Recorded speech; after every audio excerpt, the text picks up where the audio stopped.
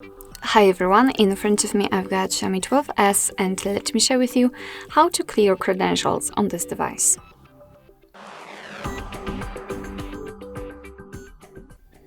So first of all, let's enter the settings and then we have to scroll down in order to find passwords and security, I believe.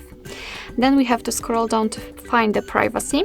And in advanced, let's tap on encryption and credentials.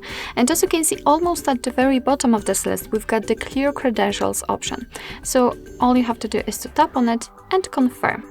And as you can see, we've got the information that the credential storage has been raised successfully. What is more, this option is inactive, so basically you cannot do it again, and it is another evidence that we just successfully removed the certificates.